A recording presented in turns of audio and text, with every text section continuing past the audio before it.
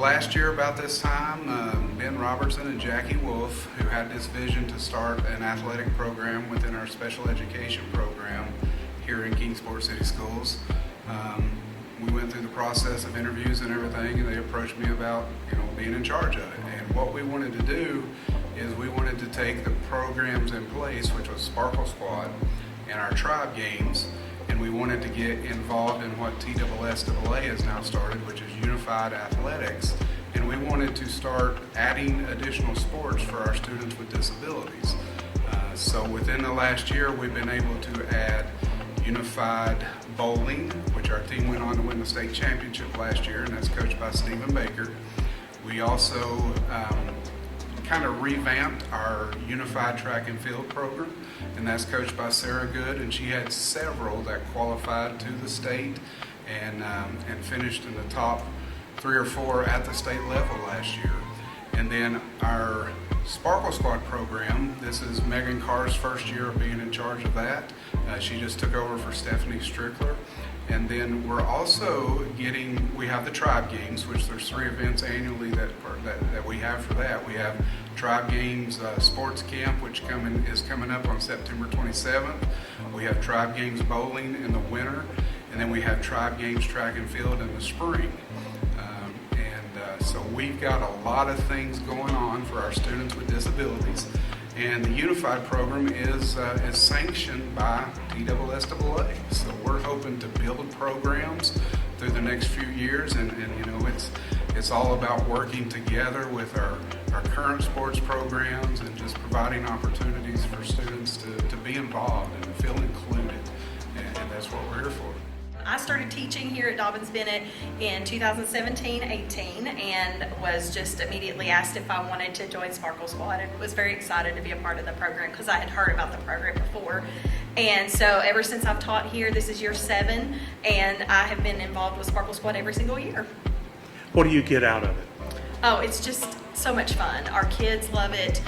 The crowds love it. We perform at several different athletic events. Some we just go and visit. We sit as a group and cheer, and then others we actually perform either pre-game or sometimes at halftime, depending on what the games are. We even participate in the football and basketball games for the middle school kids as well, because we have students that come from Robinson and Sevier that come to the Sparkle Squad practice here, and they participate as well. Oh, it's just a great social aspect for them. A lot of the students that I work with have trouble with social skills and different things like that, and this is just another opportunity for them to be involved and get those social skills, and also just be a part of the community. Like I said, even if we're not participating or performing at an athletic event, then we may be sitting in the baseball stadium watching the football game, which is what we're going to do on Friday night.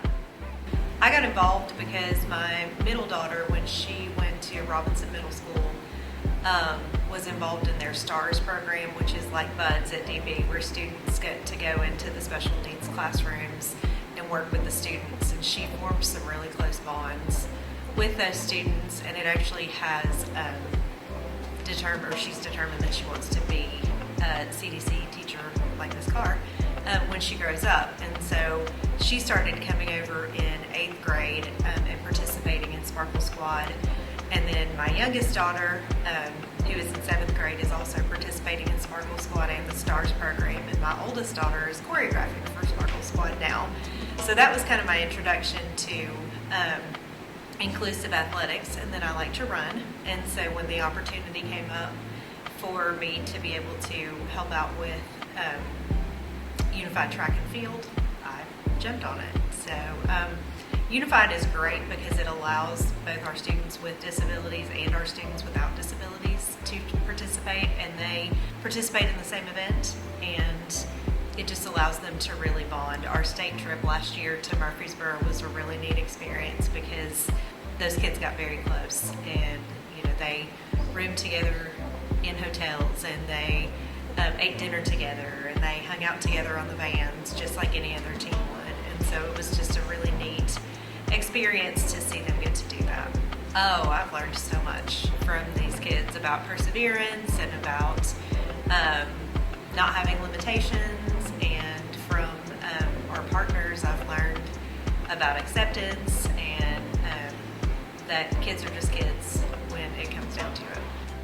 Well, first off, they got to be state champions, which is something very few kids in a high school program ever get a chance to compete for. Gave them a chance to become hopefully lifelong friends with people that they wouldn't have as well, and it gave us a chance to bond with kids from here. Yeah, our growth this past season was phenomenal. We had kids that when they first came out, we go by regular bowling rules. There's no bumpers, there's no, whatever the bowling is, it's what we do. And so I saw them grow from becoming a beginner bowler, but we bowled really well in the state championship. The guy that's over the unified program in the state, he told us we would have knocked out about half the teams that had competed in the regular bowling program. So that's the progression that we had. How did you get involved? I got involved. I coached a number of sports at Sevier for 17, 18, 19 years and decided it was time to give that up and let somebody else take a chance. And my good buddy Nick Lingerfelt, when he took the program over, he offered to give me a chance to be a part of it. Would you suggest getting involved in something like this for anybody who's looking to do something positive in their Oh, community? absolutely. Absolutely. You get interactions that you probably wouldn't have in regular programs, but still compete with regular rules. So absolutely, they need to be a part of it. We feel that all students with disabilities have an opportunity to learn as an educational system here in Kingsport. We also feel like students with disabilities have an opportunity to compete in athletics. And so word of mouth is the number one thing. I know that Sullivan East High School this year has brought on 5-man flag football at their school.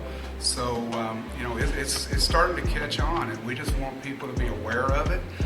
We're always looking for people that's willing to help financially, obviously. Anytime you have 1,500 kids come to a Tribe Games event, you feed them, you buy them t-shirts, you buy them medals.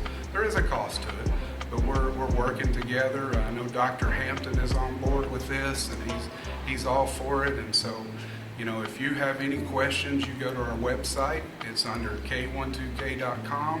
Go over to the Students tab where it says Inclusive, and you'll find all the information about our programs, and you can email me anytime.